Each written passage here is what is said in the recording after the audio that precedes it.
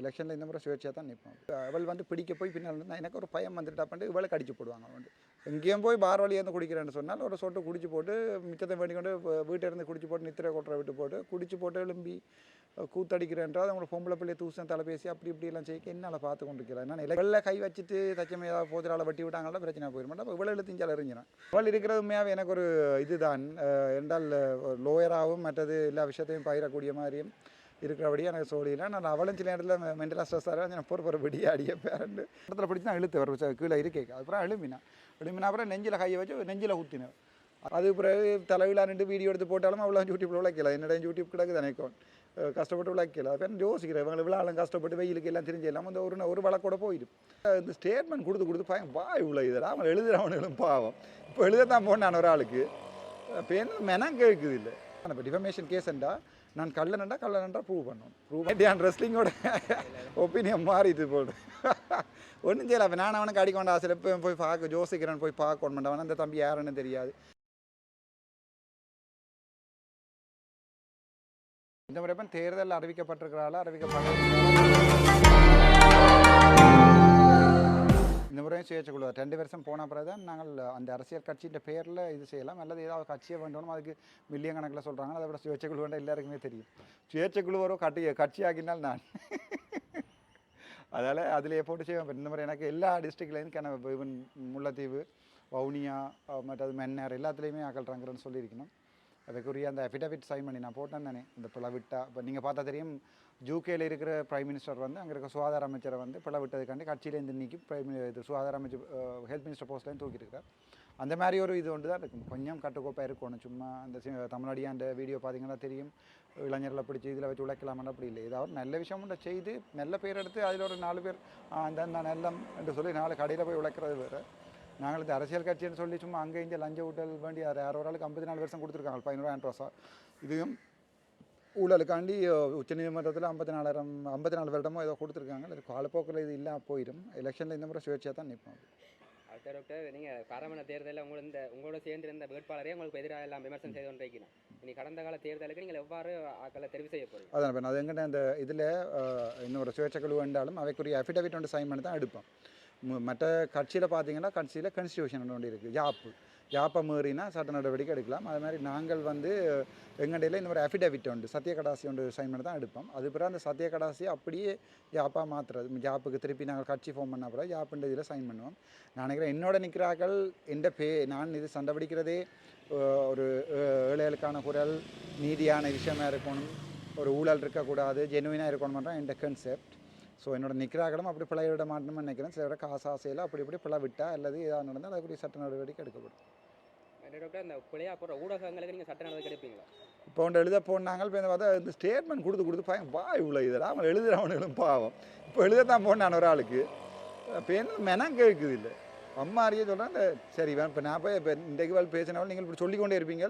ஆனால் ஒரு நான் ஸ்டேட்மெண்ட் போடுறேன். நான் போய் இப்போ போலீஸ் தலைமையகத்தில் ஒரு கொடுக்க வழிக்கு நான் ஆன்லைன் ஆக்டில் ஒரு சம்மந்தப்பட்ட ஒரு ஆள் மெனம் கேட்குதில்லை. இது இங்கேருந்து வலிக்கிட்டு பஸ்ஸில் போய் அங்கே ஒரு லோயரை பிடிச்சி இவ்வளோ கஷ்டப்படும் பாவம்னு மெனம் கேட்குதில்லை. அது நடக்கும்.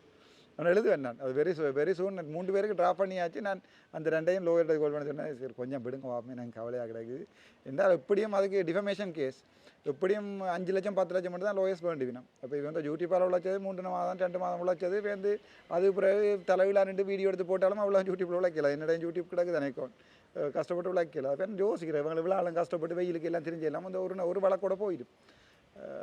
ஆனால் ஒரு லிமிட்டுக்கு மேலே போனால் கட்டாயம் எழுதுவேன். அது ஷுவர். ஏன்னா அவ்வளவு கேவலமெல்லாம் எழுதியிருக்கணும் 1-2 பேர். நான் நேற்று பார்த்தேன். நான் ஆமீண்டால் அப்படி இப்படின்னு தான் போட்டு கிடையாது. எல்லாம் ஸ்க்ரீன்ஷாட் அடி வச்சபடி ஒன்று சும்மா சொல்ல கிடையாது. ப்ரூவ் பண்ணுவோம் நான் ஆமீண்டால். அதான் இப்போ டிஃபமேஷன் கேஸ்ண்டா நான் கல்லனண்டா ப்ரூவ் பண்ணணும். ப்ரூவ் பண்ணாமல் சும்மா சொன்னால் வேலை இதாக போயிடும். அங்கே டிஃபமேண்டாடி வியூ ஹவர்ஸ் கூட தான் இல்லை. டாக்டர் எல்லாருமே விமர்சனம் வைக்கிறாங்க. ஒரு தனி மனிதனாக நீங்கள் எவ்வாறு இதை ஹேண்டில் பண்ணுறீங்க? எப்படி அந்த ஒரு ஒன்-மேன் ஆர்மியாக நீங்கள் தனித்து நிற்கிறீங்க? ஏன்னா எல்லாருக்கும் ஒரு மோட்டிவேஷனாக இருக்குது. உங்களுடைய கஷ்டமாக தானே பண்ணுறதுக்கு உண்மையாகவே நான் ஆசைப்பட்ட படிக்கணும், நல்ல டாக்டராக இருக்கணும், ஒரு ஹாஸ்பிட்டல் டாக்டராக இருக்கணும். இப்போ இதுகளுக்கு ரங்கினாவே சரியான கஷ்டமாக இருக்குது. மனசால் நான் பலமையாகவே அப்படி தானே பண்ணேன். இப்போ எக்ஸாம் படிக்கணும்னா 7 நாளைக்கு 1 hour தான் நிறுத்த விடுவேன். கடைசி 7 நாள் தான் படிப்பேன். அது 1 hour தான் நிறுத்த விடுவேன். ஆனால் கஷ்டமாக இருக்கிறது.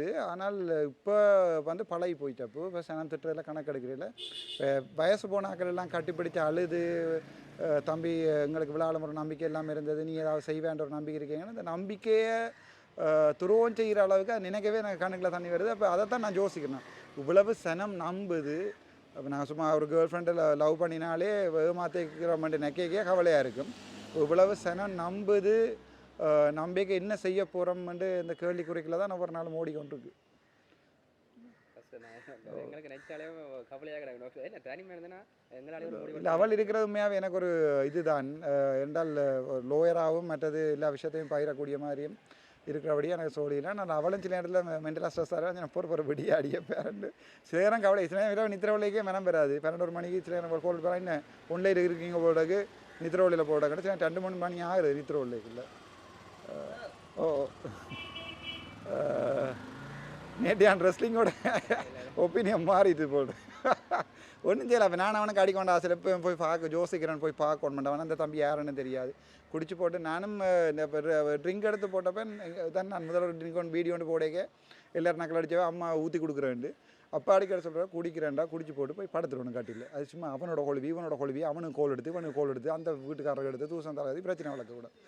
எங்கேயும் போய் பார் வழியாக குடிக்கிறேன்னு சொன்னால் ஒரு சொட்டு குடிச்சு போட்டு மிச்சத்தை வேண்டிக்கொண்டு வீட்டிலேருந்து குடிச்சு போட்டு நித்திரை கொட்டுற விட்டு போட்டு குடிச்சு போட்டு எழும்பி கூத்தடிக்கிறேன்றால் அவங்களோட பொம்பளை பிள்ளை தூசம் தலை பேசி அப்படி இப்படிலாம் செய்ய என்னால் பார்த்து கொண்டிருக்கிறேன். ஏன்னா எலெக்ஷன் நேரமே சனம் உங்களுக்கு எலெக்ஷன் முக்கியமாக அல்லது கௌசல்யா முக்கியம்னு பார்க்கணும்னு சொன்னால் அவர் ஒரு ஆள் ஒரு பொம்பளை பிள்ளை என்னால் நாளைக்கு தூக்கு போட்டு செத்தா ஜோசி இதில் உனக்கு கூட ஜோதிச்சு பேர் எனக்கு வீடியோ எடுக்கல் முடியலன்ட்டு.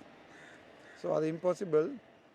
பார்ப்போம். இதில் ஒரு பெசல் உண்டு, வெள்ளை கலர் பெசல் உண்டு, அது தமிழ் வீடியோவில் இருக்குமா, நான் அப்புறம் பார்ப்போம். வேறு என்ன போக போகிறேன். நீங்கள் வந்து அனுரவண்ட பிடிஎம்னு சொல்லினேன்.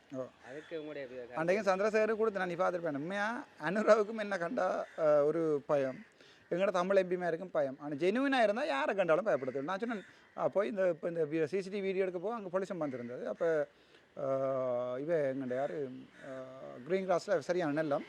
அப்போ சொல்லிச்சுன்னா டாக்டர் நாங்கள் உங்களுக்கும் கொடுக்கல அந்த தரப்புக்கும் கொடுக்கல, பட் போலீஸ்கிட்ட கொடுத்துருக்க மாட்டோம் சொல்லி 2 செகண்டில் யூடியூப்பில் வந்திருக்கு. அப்படி வந்தேன்னு தெரியாது. நான் சொன்னேன் நான் என்ன போல விட்டு நான் வீடியோ போடுவோம். நீங்கள் நான் இப்போ கௌசல்ல சொல்லிக்கொண்டு வேணாம் தான் முடிகளை பூந்து நிற்கிறேன். அப்படி சொன்னால் நீ அவள் வந்து பிடிக்க போய் பின்னால் நான் எனக்கு ஒரு பயம் வந்துட்டாப்பட்டு இவளை கடிச்சு போடுவாங்க. வந்து நான் ஒருத்தனை கடிச்சுன்னா 3 பேர் 4 பேர் நின்றுவேன். ஒன்றா வந்திருந்தாலும் 4 பேர் வந்திருந்தாலும் எனக்கு பிரச்சனை இல்லை. ஆனால் இந்த இவளில் கை வச்சுட்டு தச்சமே ஏதாவது போதிரால் வட்டி விட்டாங்களா பிரச்சனை போயிடும். அப்போ இவளை இழுத்திஞ்சால் எறிஞ்சினான், எரிஞ்சு போட்டு போகண்டா. அது பின்னாலே முன்னாடி தெரியுது. இப்போ தான் வீடியோவில் பார்த்தேன், எனக்கு வந்த டைம் தெரியலை. சரியான கவலையாக இருக்குது. இப்போ குடிச்சு போட்டு வந்து இப்படி கூத்த வேற ஒரு எம்பி எப்படி செய்யலாம். அப்போ அவங்களுக்கு அந்த பெரிய வால்வெட்டு குரூப்புகள் இருக்கும், அது இருக்கும் இது இருக்கும், பட் வாங்க குத்துவாங்க. அப்படி தான் எங்கள் கலாச்சாரம் இருந்துச்சு. நாங்கள் ஒரு சாதாரண மனுஷர் மாதிரி சனங்கள் அணிக்கையில் இவ சில பேர் நிற்கிறேன்னு சொன்னால் போய் ஒரு வரியை போட்டு இவருக்கு ஒரு அவர் அந்த குளரில் இப்போ களத்தில் பிடிச்சி இழுத்து அது எனக்கு இருந்தது. இவட்டத்தில் பிடிச்சி தான் இழுத்து வர கீழே இருக்கே. அதுக்கப்புறம் எழுமினா அப்புறம் நெஞ்சில் கையை வச்சு நெஞ்சில் ஊற்றினேன். அதுக்கப்புறம் ஜோதிச்சுனா நான் ஒரு அப்பா கட்டை அடிக்கணும். இது அப்பா கட்டை அடித்தா சரி செத்து போயிட மட்டும் போட்டு தான் இதால் அடிச்சினேன். அப்பா கட்டை அடிச்சிருந்தேன் எழும்பி இருக்காது இன்னும் அதுக்கு